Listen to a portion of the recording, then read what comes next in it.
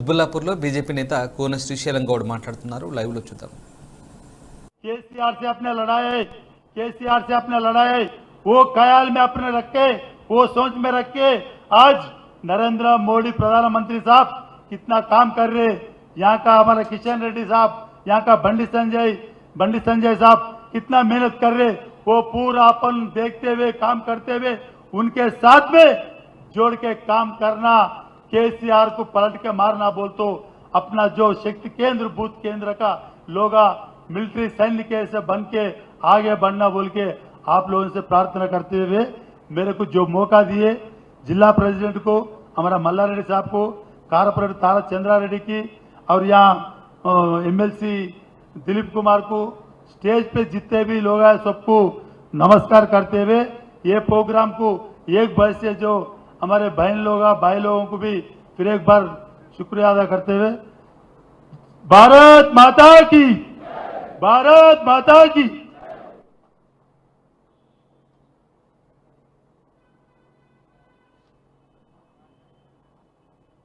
పెద్దలు కపిలవాయి దిలీప్ కుమార్ గారు senior IFS ఆఫీసర్గా తెలంగాణ ఉద్యమంలో చాలా కీలక పాత్ర పోషించిన వ్యక్తిగా మీకందరికి కూడా తెలుసుండొచ్చు, తెలియకపోయి ఉండొచ్చు. ఇప్పుడున్న ముఖ్యమంత్రికి సలహాదారుడుగా, అంతరాంగిక కార్యదర్శిగా కూడా వారు ఉద్యమ కాలంలో వ్యవహరించారు. వారు మనతో పాటు గత వారం రోజులుగా ఉన్నారు. వారి పనితనం, వారి పని విధానం మనం అందరం చూస్తున్నాం. వారిని మాట్లాడవలసిందిగా ప్రార్థిస్తున్నాను.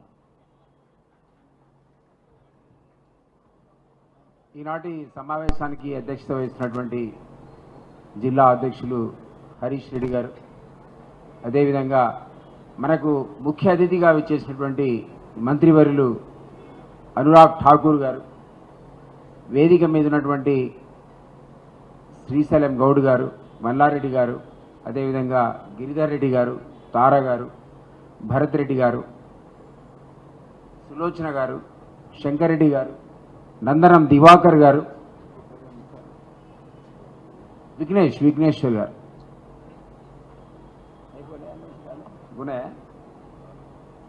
రాజిరెడ్డి గారు, తర్వాత శకుంతల గారు, పావని గారు, సులోచన చెప్పిన, సూర్యకళ గారు, రవి గారు, కట్టా కుమార్ గారు, అల్లం భరత్, ఇంకా వేదిక మీద మీకు ఎదురుగా ఉన్న మీడియా మిత్రులకు, బీజేపీ కార్యకర్తలందరికీ కూడా నా హృదయపూర్వక నమస్కారం. మిత్రులారా, ఈరోజు బీజేపీ 3వ తారీఖు నాడు ఏదైతే ప్రైమ్ మినిస్టర్ గారి కోసం ఏర్పాటు చేసిన సభ ఉందో అది భారీ ఎత్తున సంకల్పించారు. దానికి మన నియోజకవర్గం నుంచి మనకి ఇచ్చిన టార్గెట్ 10,000 మంది రావాలని. నేను గత వారం రోజులుగా మీతో తిరుగుతున్నా. మీ దగ్గర చాలా ఉత్సాహం ఉంది.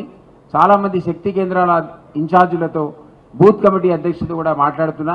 మీ ఉత్సాహం చూస్తే నాకు ఖచ్చితంగా ఈ టార్గెట్ని ఖచ్చితంగా కుత్బుల్లాపూర్ నుంచి మీరు తరలిస్తారనేటువంటి నమ్మకం ఉంది. తద్వారానే మనం రాబోయే రోజుల్లో ఇక్కడ భారతీయ జనతా పార్టీ జెండాను ఖచ్చితంగా ఎగరవేస్తామనేటువంటి ఒక నమ్మకాన్ని, విశ్వాసాన్ని పార్టీ కూడా మనం కలిగించగలుగుతాం. సో అందువల్లనే అందరూ కూడా ఇంటింటికి వెళ్ళి, గడప గడపకు వెళ్ళి మోడీ గారు వస్తున్నారు, ఈ సమావేశానికి రావాలి అని మీరు పిలవాల్సిన అవసరం ఉంది. ఓన్లీ మన బీజేపీ కార్యకర్తలనే పిలవాలని అట్లా ఏం రూల్ లేదు. ప్రతి వాళ్ళని కూడా ఆహ్వానించారు. ఎందుకంటే మీ అందరికీ తెలుసు మోడీ గారు ఆయన పరిపాలనలో ఎంతగా ప్రజల యొక్క హృదయాల్లో ఉన్నాడో. కాబట్టి మామూలు వాళ్ళు కూడా ఈ సమావేశాలకు వచ్చేటువంటి అవకాశం, ఆస్కారం అనేది ఖచ్చితంగా ఉంటుంది. కాబట్టి దాన్ని మనందరం కూడా వాడుకోవాలి. మనకి ఇన్ఛార్జిగా వచ్చినటువంటి కేంద్ర మంత్రివర్యులు अनुराग ठाकुर जी, वो वरिष्ठ नेता है. कई बार मेरे ख्याल से 4 बार उन्होंने चुन के आए, पार्लियामेंट मेंबर बन के और मंत्री भी रह चुके हैं. वो उनके खानदान में भी हमारे बीजेपी से जोड़ते हुए उनके पिताजी सब लोग काम करे सो है. वो महान व्यक्ति है. ये अपना किस्मत है कि आज उन्होंने यहाँ इंचार्ज बन के आए, नहीं तो उनसे मिलना उतना आसान भी नहीं है. अभी बताया कुना श्रीशैलम गौड जी, तो एयरपोर्ट में कितना भीड़ था उनसे मिलने के लिए, फोटो खींचने के लिए. तो ऐसा नेता हमारे पास आके हमारे उपस्थित आज बैठे बोले तो ये हमारा सौभाग्य की बात है. सो मैं साहब से भी बोलना चाहता हूँ, सर ये कॉन्स्टिट्यूंसी बहुत बड़ा कॉन्स्टिट्यूंसी है। यहाँ के रजिस्टर्ड वोटर 6 लाख लोग हैं। आप इमेजिन कर से नॉर्मली 2 to 2.25 लाख का एक कॉन्स्टिट्यूंसी होना चाहिए, मगर ये 6 lakh, it is vastly spread constituency. Rural segment में 8 डिवीजन है और यहाँ पे 2 म्यूनसिपालिटी है, एक कॉरपोरेशन है, तो बहुत it is vastly spread over here. Telugu में मेरा हो गया सर, अब आपके लिए मैं हिंदी में बात शुरू करा बात करना। సో ఆయన చెప్పినట్టుగా వారికి అర్థం కావాలని నేను హిందీలో మాట్లాడే ప్రయత్నం చేస్తున్నా, పెద్ద అవసరం కూడా లేదు. విషయం ఏంటంటే ఎల్లుండి వచ్చే సమావేశాలకు పార్టీ పరంగా హరీష్ రెడ్డి కానీ ఇతర విక్రమ్ కానీ ఇతర నేతలందరూ కూడా మీకు అవసరమైన వాహనాలు పార్టీ పరంగా సమకూర్చినవి సరిపోకపోతే వేరే ఏర్పాటు కూడా వాళ్ళు చేస్తారు. కాబట్టి దాని గురించి భయపడాల్సిన అవసరం లేదు.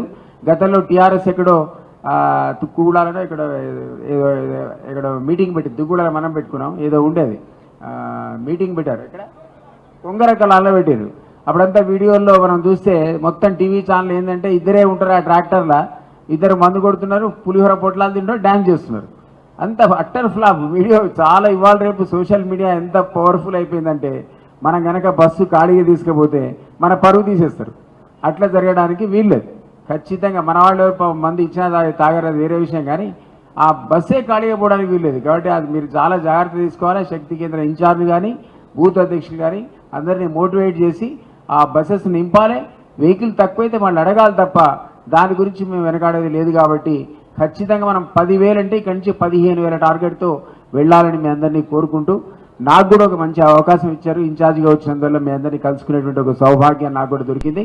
దానికి మీ అందరికీ పేరు పేరున నేను ధన్యవాదాలు తెలియజేస్తూ మరొకసారి అనురాగ్ ఠాకూర్ గారిని మన సమావేశానికి వచ్చినందుకు వారికి కృతజ్ఞతలు తెలియజేస్తూ సెలవు తీసుకుంటున్నా.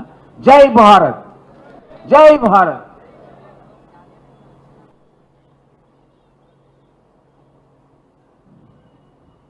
పెద్దలు ఈరోజు ముఖ్య అతిథి కేంద్ర సమాచార శాఖ మరియు క్రీడా శాఖ మంత్రివర్యులు श्री अनुराग सिंह ठाकुर साहब को मैं आपसे भाषण करने के लिए स्वागत करता हूं.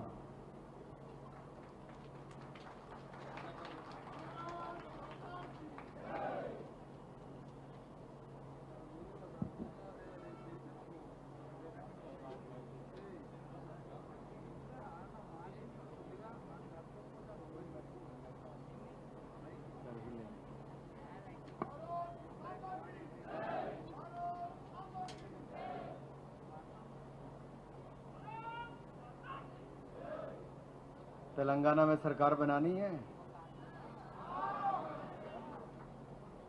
सरकार बनाओगे तेलंगाना में? इतनी जोर से सरकार बनेगी? जरा फार्म हाउस वाले के कान तक आवाज जाए, जरा ऐसे नारा लगाना है, भारत माता की, भारत माता की. जो मेरे दोस्त सब खाना खाने लग गए वो सब वापस आएंगे. अलग अलग सरकार नहीं बनेगी, पीछे बैठ के खा लो लेकिन आ जाओ. और जो इस टेंट के अंदर है जरा जितनी ताकत है जोर से लगाना, जरा दम लगा के सरकार बनती है और भ्रष्टाचारियों को उखाड़ना तो और ताकत लगानी पड़ती है. भारत माता की. आवाज बढ़ी कि नहीं बढ़ी? अभी तो आपने एक हाथ उठाया और आधे लोगों ने उठाया है. जरा दोनों हाथ उठाएंगे, मुट्ठियां बंद करेंगे तब पता चलेगा. भारत माता की. फर्क पड़ा नहीं पड़ा? अभी मंच वालों ने हाथ उठाए थे, नहीं उठाए थे? तो कुर्सी तो सबसे पहले ये मांगेंगे. भारत माता की, भारत माता की. वो मेरा भाई एक बाहर खड़ा, उसने हाथ खड़े नहीं किए. एक तो टेंट से बाहर खड़ा, ऊपर से हाथ खड़े नहीं. बैठिए बैठिए सारे, आइए चलिए. अभी मैं 2 घंटे लगाऊंगा कम से कम.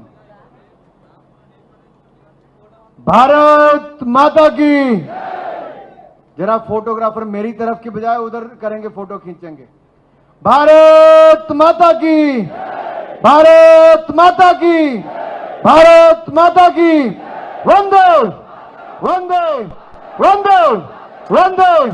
भारतीय जनता पार्टी जिंदाबाद, भारतीय जनता पार्टी जिंदाबाद, भारतीय जनता पार्टी जिंदाबाद, नरेंद्र मोदी जिंदाबाद। मोदी जी को जय श्री राम, मोदी जी को जय श्री राम, मोदी जी को जय श्री राम। मंच पर उपस्थित भारतीय जनता पार्टी के जिला के अध्यक्ष भाई हरीश रेड्डी जी, पूर्व एमएलसी दिलीप कुमार जी, यहां के पूर्व में रहे विधायक श्री शालम गौड़ जी,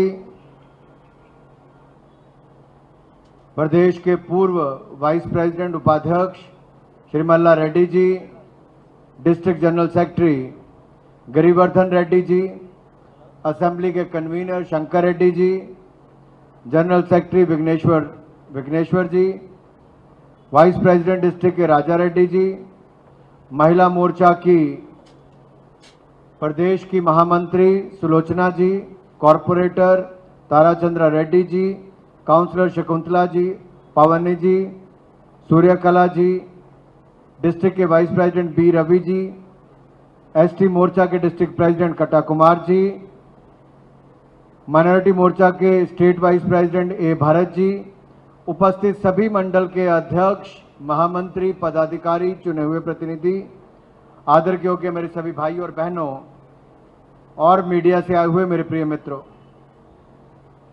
मैं सौभाग्यशाली हूं कि मुझे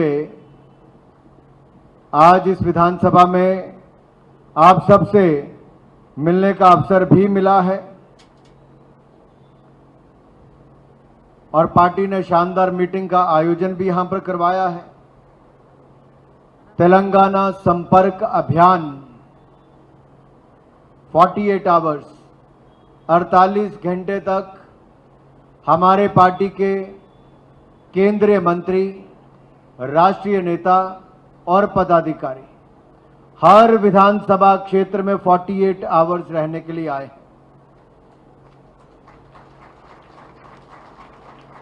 किसी और राजनीतिक दल का, देश का कोई पार्टी हो, हम केंद्र में सत्ता में है, देश में सत्ता में है, फिर भी कार्यकर्ताओं के मान सम्मान के लिए, संगठन के विस्तार के लिए, संगठन को आगे बढ़ाने के लिए और जनता तक सीधी पकड़ और पहुंच बनाने के लिए लोगों के घरों तक जाने का काम देश में कोई पार्टी करती है तो भारतीय जनता पार्टी करती है। मेरे भाइयों, दुनिया का सबसे बड़ा राजनीतिक दल कौन है? Who is the largest party in the world? And if you are the members of the world's largest party, and if you have the largest number of MPs in Lok Sabha and Rajya Sabha, and if you have the largest number of MLAs, corporates, Jila Parishad members, BDC members, अगर देश में सबसे ज्यादा चुने हुए विधायक, सांसद, लोकसभा, राज्यसभा के परिषद के सब भारतीय जनता पार्टी के हैं, तो आज तेलंगाना की भूमि पर मैं आकर कह रहा हूं, जब तेलंगाना का अगला चुनाव होगा, भारतीय जनता पार्टी पूर्ण बहुमत के साथ तेलंगाना में भी सरकार बनाएगी। तेलंगाना में हुआ उपचुनाव ये अपने आप में दिखाता है कि लोगों ने मन बना लिया है कि फार्म हाउस में रहने वालों की सरकार जाने वाली है। फार्म हाउस वालों की सरकार जाएगी, लोगों के दिलों में रहने वाले नरेंद्र मोदी जी की भारतीय जनता पार्टी की सरकार तेलंगाना में आएगी। लेकिन उसके लिए हम सबको घर घर दस्तक देनी है, हर घर तक पहुंचना है, हर घर तक मोदी जी की सरकार की योजनाओं को, पॉलिसीज को, प्रोग्राम्स को, नीतियों को उनके घर घर तक पहुंचाने का काम करना है। 8 साल की उपलब्धियां, 8 इयर्स अचीवमेंट्स हमें घर घर तक पहुंचाने का काम करना है। क्या आप करने के लिए तैयार हैं? अपने पोलिंग बूथ पर काम करने के लिए तैयार हैं? ज्यादा से ज्यादा लोगों को भारतीय जनता पार्टी के साथ जोड़ने के लिए तैयार हैं? अगर तैयार हैं तो समझ लीजिए केवल 1 साल का समय बचा है। आप ये 1 साल पार्टी के लिए समर्पित कर दीजिए, अगले 5 साल नहीं कई सालों तक भारतीय जनता पार्टी यहां पर सेवा करने की तैयारी करने वाली है। लेकिन उसके लिए समर्पण भाव चाहिए। ये वही भारतीय जनता पार्टी है जिसके केवल 2 सांसद रह गए थे, लेकिन 2014 में 30 साल के बाद, 1984 के बाद 30 साल तक किसी की पूर्ण बहुमत की सरकार नहीं बनी, फुल मेजॉरिटी किसी को नहीं मिली। लेकिन नरेंद्र मोदी जी आए, भारतीय जनता पार्टी के कार्यकर्ता ने मेहनत की, 272 सीट जीतकर पूर्ण बहुमत की सरकार 2014 में हमने बनाई थी। लोगों को लगा कि भाजपा की सरकार वापस नहीं आएगी, कांग्रेस ने बड़ी बड़ी बातें की, लेकिन हमने जनता के लिए काम किया था। 2019 में 272 नहीं, 303 सीट जीतकर, पहले से ज्यादा सीटें जीतकर पूर्ण बहुमत की सरकार नरेंद्र मोदी जी की सरकार बनी। क्यों बनी? कभी सोचा किसी ने? क्योंकि हमने कहा था ईमानदारी के साथ सरकार चलाएंगे, भ्रष्टाचार नहीं होने देंगे। 8 साल मोदी सरकार को हो गए, कोई 8 रुपए का चोरी का आरोप भी मोदी सरकार के ऊपर नहीं लगा पाया है मेरे भाइयों। लेकिन आपके यहां पर केसीआर की सरकार बनी, बड़े बड़े वायदे करके आए थे। जब तेलंगाना का राज्य बना, तब तेलंगाना के राज्य के पास हजारों करोड़ रुपया खजाने में था, कैश सरप्लस स्टेट थी। लेकिन आज 2,30,000 करोड़ रुपए से ज्यादा के कर्ज में केसीआर और उसके परिवार ने इस राज्य को डुबो दिया है। कितने के कर्ज में डुबो दिया है? 2 लाख। जोर से बोलो भाई, क्योंकि अब जोर से बोलोगे मीडिया वाले सुनेंगे, तब जाके नीचे जनता भी सुनेगी। और जितनी बार बोलोगे उतना ही ज्यादा ये नीचे तक सुनाई देगा। यही नहीं, मैं आज आते आते याद कर रहा था कि किन वायदों को लेकर ये आए थे। इन्होंने नारा दिया था, नीलू निधलू नियमकल्लू। नीलू का मतलब और निधलू का मतलब फंड्स, और नियमकालू एम्प्लॉयमेंट। इन 3 वायदों में से कोई पूरा हुआ क्या? ना नीलू, ना निधलू, ना नियमकालू। क्या नियमकालू बोलते, क्या कहते हैं? नहीं, मैं ठीक बोल रहा हूं, नियमकालू। तो इन्होंने तो आपको कुछ दिया नहीं, लेकिन कालेश्वरम इरिगेशन प्रोजेक्ट के माध्यम से पानी, यानी कि नीलू का प्रोजेक्ट था, फंड जो उसके लिए निधुलू आए थे, वो एटीएम बन गया 24 घंटे का। किसके लिए? केसीआर के परिवार और पार्टी के लिए। और रोजगार नियमकालू मिला तो वो भी उनके परिवार और पार्टी के लोगों तक ही सीमित हो गया, तेलंगाना के लोगों को कुछ नहीं मिला है। जिन युवाओं ने आंदोलन किया तेलंगाना को बनाने के लिए, केसीआर को सत्ता में लाने के लिए, आज वो युवा, उनके अंदर आग है इसकी सरकार को उखाड़ फेंकने के लिए। युवाओं को जोड़ेंगे, महिलाओं को जोड़ेंगे, एससी को जोड़ेंगे, एसटी को जोड़ेंगे और इस भ्रष्ट सरकार को उखाड़ फेंकेंगे। 2023 में हम तेलंगाना में भी कमल का फूल खिला कर देंगे, कमल का फूल खिला। जवाब पूछना होगा कि आंकड़ा तो इन्होंने दिया कि राज्य की सरकार में लाखों नौकरियां खाली पड़ी हैं, लेकिन पिछले 7-8 सालों में दी किसको नौकरी?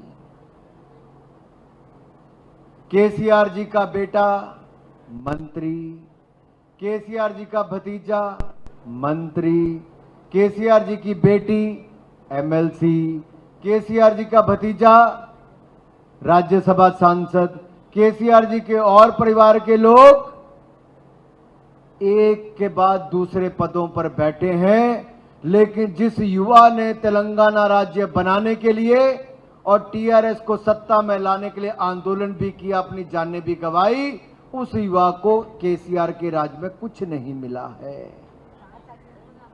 और वो युवा भारतीय जनता पार्टी में विश्वास रखकर अपने राज्य को, तेलंगाना को बचाने के लिए सत्ता परिवर्तन करने के लिए तैयार हैं। हमारी जिम्मेदारी ये होनी चाहिए, शिक्षण संस्थान, एजुकेशनल इंस्टीट्यूट से लेकर स्किल डेवलपमेंट सेंटर तक या बेरोजगारी केंद्रों से लेकर बाकी तक, एम्प्लॉयमेंट एक्सचेंज तक, हमारे युवा साथी सब वहां पर जाएं और युवाओं को अपने साथ जोड़ें, एक बड़ी ताकत के रूप में उसको आकर खड़ा करें। हमारी बहनें जो यहां पर हैं, आप जाइए, इन्होंने कहा था कि हम 7 लाख मकान बनाकर देंगे। कहा था, नहीं कहा था? केसीआर ने कहा था कि हम 7 लाख 2 बेडरूम हाउस बनाकर देंगे। 7 लाख तो दूर, 8 साल में 1 लाख भी नहीं बन पाए। कहां गए पैसे? किसकी जेब में गए पैसे? इन्होंने कहा था किसानों को 10,000 रुपया साल का देंगे। इस साल में कोई पैसा किसी किसान के खाते में नहीं आया। प्रधानमंत्री फसल बीमा योजना किसानों के लिए लागू नहीं की। यहां पर किसानों की फसल बर्बाद हो गई, उनको उसके बदले में पैसा नहीं मिला है। एससी एसटी के लिए बड़े बड़े वायदे किए थे, रिजर्वेशन नहीं दी यहां पर। यही नहीं, इन्होंने केवल भारत के संविधान को भी बदलने की बात करते हैं। इनका बस चले तो ये अपने परिवार का संविधान ले आए और अपने परिवार को ही सारी उम्र सत्ता में यहां पर बैठा कर रखें। लेकिन एक भ्रष्ट परिवार और पार्टी को हमें यहां से उखाड़ कर फेंकना है मित्रों। और उसका आधार बनाने के लिए, उसकी नींव रखने के लिए, उसका फाउंडेशन रखने के लिए हम 3 तारीख शाम को परेड ग्राउंड पर 1 लाख नहीं 10 लाख लोगों की सभा करने जा रहे हैं। और उस सभा से एक और नरेंद्र मोदी जी गरजेंगे, दूसरी तरफ केसीआर का सिंहासन हिलेगा और 2023 में वो सिंहासन से बाहर उठकर गिरेंगे और तेलंगाना को उससे मुक्ति मिलेगी। मेरे भाई और बहन, हम सबको प्रयास करना है, पूरी ताकत लगानी है, लेकिन कुछ बातें मुझे भी आपसे उससे पहले करनी है। मैं तो यहां पर एक संगठन की मीटिंग लेने आया हूं, इसलिए मैं आपसे एक एक करके सवाल करूंगा, भाषण बाद में करूंगा। पहले तो पता चले जो 5000 की संख्या जिला अध्यक्ष जी आपने कह दी है, अगर आपकी अनुमति हो तो मैं यहां एक एक करके बैठक में जो हमारे मंडल के ऑफिस बेरर आए हैं, एक चार्ट यहां पर जो मुझे भरना है ताकि मैं अपनी रिपोर्टिंग पूरी कर सकूं। संदीप जी वो चार्ट दीजिए जी जो भरना है, ये आप पकड़ लीजिए।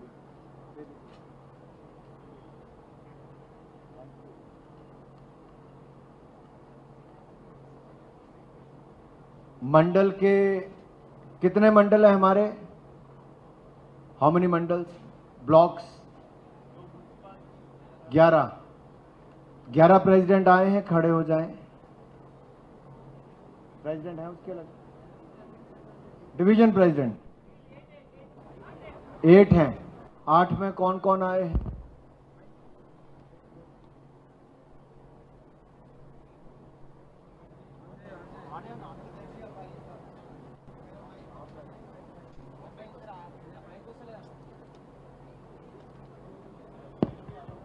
यहीं आ जाइए, यहीं आ जाओ। हेलो साथ साथ में हेलो पूछिए। 8 divisions, 2 municipalities, 1 corporation, 11 members నిలబడండి. नहीं नहीं, मुझे एक मिनट, आपने पूछा, अब गिनिए कितने हैं। कौन सा मंडल मिसिंग है, जरा चेक कीजिए डिवीजन। है सर, सभा है. एक कम है, चलिए। शक्ति केंद्र प्रेसिडेंट, आप बैठिए। शक्ति केंद्र प्रेसिडेंट खड़े हो जाएंगे। శక్తి కేంద్ర ఇన్ఛార్జ్ इंचार्ज సార్ గిన్నా गिनना पड़ेगा जी। ఒకసారి కౌంట్ చేయండి. శ్రీకాంత్ కౌంట్ చేయి ఒకసారి, ఇక్కడ నుంచి కౌంట్ చేసి ఇట్లా పోయి లైన్లో పోయి కౌంట్ చేయి. आप पीछे मत देखिए, हमें गिनना है, आप आगे देखिए।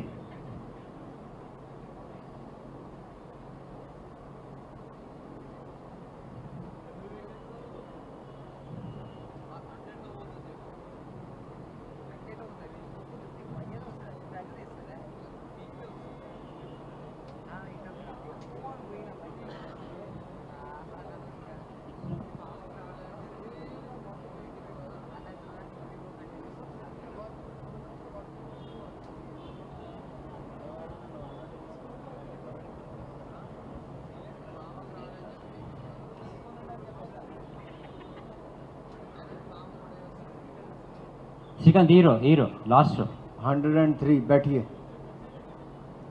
गिन लिए मैंने। Yuva Morcha president, 11 divisions Yuva Morcha, 11 divisions. Yuva Morcha presidents,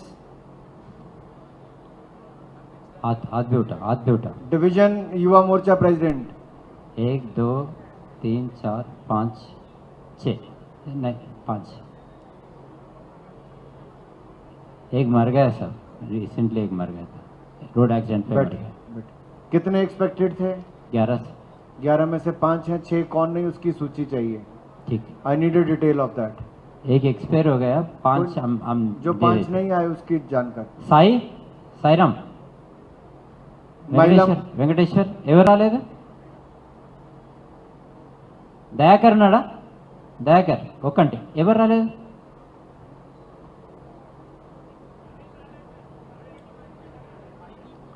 అది आपको ये मेरे को रिकॉर्डिंग 3 करने की डालेगा? जरूरत नहीं है, ఒకటి రాలేదు. నిజాంపేట 1. जब भाषण होगा तब रिकॉर्ड। ओके ओके सर, हम दे देते सर. महिला मोर्चा, महिला मोर्चा प्रेसिडेंट्स అవుట్ ఆఫ్ 11.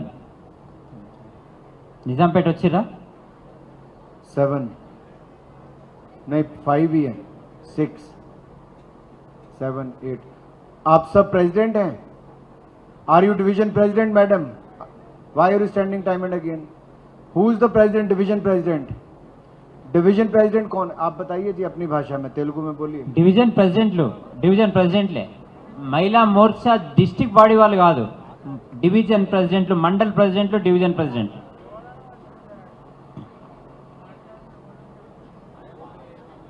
अपने मंडल का नाम बोलिए, लिखिए जी साथ में। जनरल सेक्रेटरी नहीं, आप शंकर ना? लिखिए कौन से मिसिंग है। 6 मुझे डिटेल चाहिए एक एक की। Who are missing and why they are missing. సర్లే ఒకసారి నువ్వులే, ఒకసారి చూడు ఎవరు లేరు. జిల్లా ప్రధాన కార్యదర్శి చూడు. डिस्ट्रिक्ट प्रेसिडेंट महिला मोर्चा, आप माइक लीजिए। कौन से मंडल या डिवीजन के महिला मोर्चा प्रेसिडेंट मिसिंग हैं, उनके नाम बोलिए। 125 डिवीजन अन्नपूर्णा गार missing. 125 is missing, absent. Suraram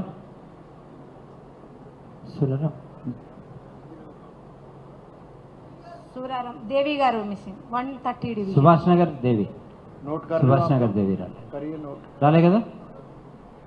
2 नहीं आया जी. 3 गाजुल रामाराम नहीं आया. नहीं 6 है, यहाँ पे 11 होने चाहिए। राजुल रामा.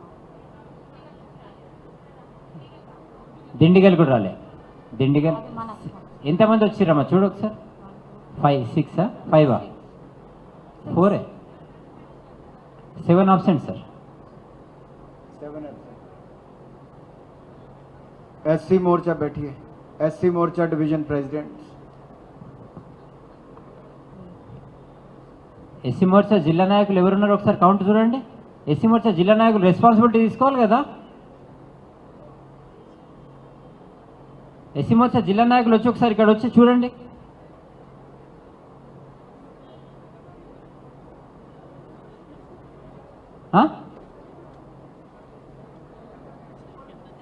కొంపల్లి, జీడిమెట్ల, గాజుల రామారాం, सुराराम. आज युवा मोर्चा और महिला मोर्चे. एक्चुअल साहब क्या है, मोर्चा का शाम का मीटिंग टाइम है, कल रखे, हम कल रखे थे. एससी एसटी कल रखे थे, वो भी सीधे. लेकिन यहाँ पे जो भरा है